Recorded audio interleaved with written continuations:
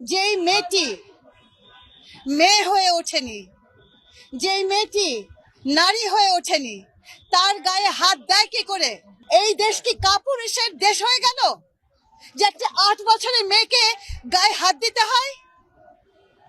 এই কাপুরুষের হায়নাগুলো পুরুষ বেশে চারিদিকে ঘুরে বেড়াচ্ছে। এদেরকে দমন করার দায়িত্ব আপনাদেরও। আমাদের ব্যবস্থাটা এমন ভেঙে গেছে। সমাজ কি সুস্থ আছে বলে আপনার মনে হয়? আর আপনার কি মনে হয় যে আমি 6 মাস এসেছি দায়িত্ব নিয়ে, আমি এই পচে যাওয়া সমাজকে 5 মাসে পাল্টে দেব? মনে হয় আপনাদের? মনে হয় আমি পারবো? থামুন আপনি। বাচ্চার অবস্থা কি মনে করেন আপনি? কি মনে করেন বাচ্চাটার অবস্থা কি? বাচ্চাটা জীবন নিয়ে লড়ছে। ডাক্তাররা জানে না তাকে বাঁচাতে পারবে কি পারবে না। ডাক্তার তার কাজ করছে, এই যে তরুণ ছেলেমেয়েরা তাদের প্রতিবাদ করছে।